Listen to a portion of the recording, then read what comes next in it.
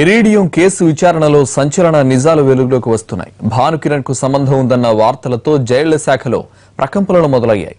Court నుంచే వ్యవహారం నడిపించిన భాను కోర్టులు వెనకేసుకుంటున్నట్లు అనుమానిస్తున్నారు.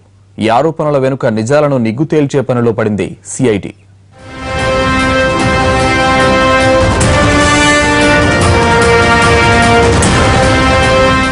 పేడుగు పట్టప్పుడు తమ వద్ద ఉన్న పరికరం ద్వారా ఇరీడియంను వెలికితీసి కోట్లు సంపాదించొచ్చంటూ ఓ బొరిడి గ్యాంగ్ చాలా మంది అమాయకుల్ని పుట్టలో వేసుకుంది.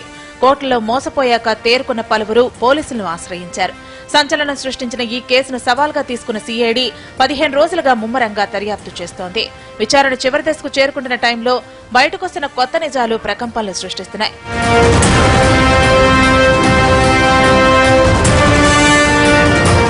ఇరీడియం కేసుతో మద్దెల చెరువు సూరి హత్య కేసు నిందితుడు భానుకిరణ్ కు లింకు ఉందన్న వార్తలు గుప్పమన్నాయి.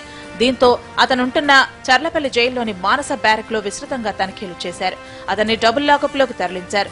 ఇరీడియం కేసులో సిఐడి అధికారులు విచారిస్తున్న శ్రీనివాసరెడ్డి, గంగాధర్ రెడ్డి భానుకిరణ్ తో అనేక సార్లు ములాఖత్ అయినట్లు తేలింది. గత 6 నెలల్లో వారానికి 2 సార్లు వీరిద్దరూ భానును కలిసినట్లు జైలు రికార్డులు చెబుతున్నాయి. జైల్లో ఉన్న 4 ఏళ్లలో మొత్తం 500 మందిని కలిశాడు భాను.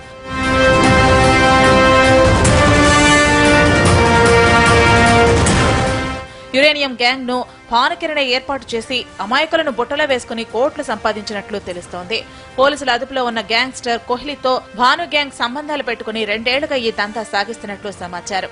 భాను వారానికి 4 రోజుల వివిధ కేసులపై కోర్టుకు వెళుతుంటాడు. ఈ సమయంలో ఎస్కాట్ సిబ్బంది చేతివాటం ప్రదర్శిస్తున్నట్లు జైలు అధికారుల విచారణలో తేలింది.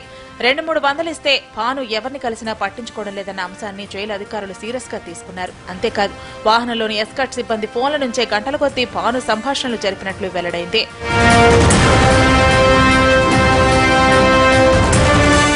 ఇక నుంచి భాను వాహనంపై ప్రత్యేక నిఘా ఉంచాలని నిర్ణయించారు పోలీస్ బాసులు. అటు భానును చర్లపల్లి నుంచి చెంచల్గూడ జైలుకు తరలించేందుకు కోర్టు అనుమతి కోరనున్నట్లు తెలుస్తోంది.